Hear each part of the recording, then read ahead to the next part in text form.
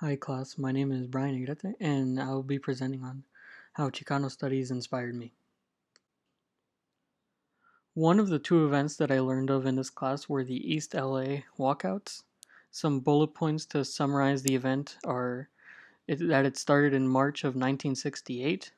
The reason it started was because students were being punished for speaking Spanish at school, and students wanted bilingual education, Chicano history, more Mexican American teachers at school, and an end to corporal punishment.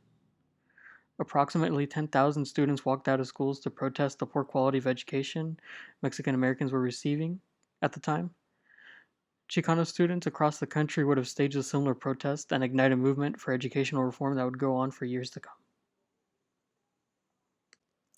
The other movement that I learned about was the farm workers movement. It started in September 1967 when farm workers refused to pick grapes in California vineyards.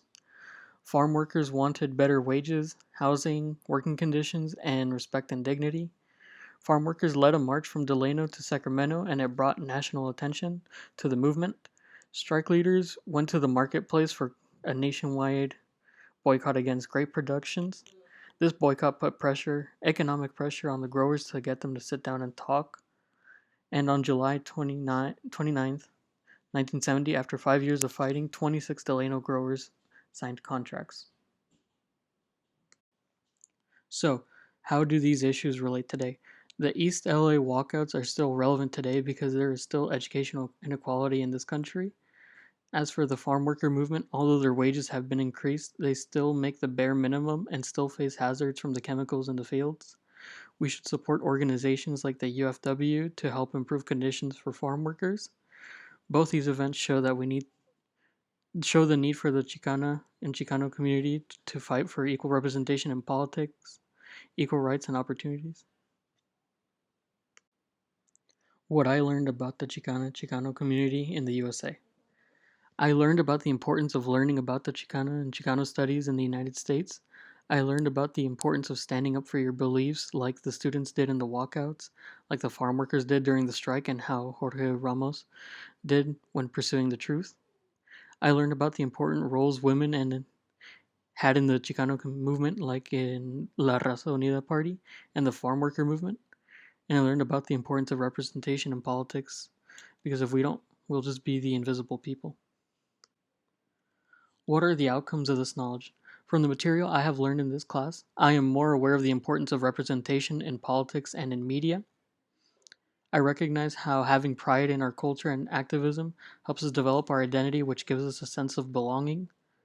I understand the importance of social justice and the power of protesting for equality. This knowledge has encouraged me to speak out more about civil rights and push for changes in our communities, in communities in need, and educate others through social media.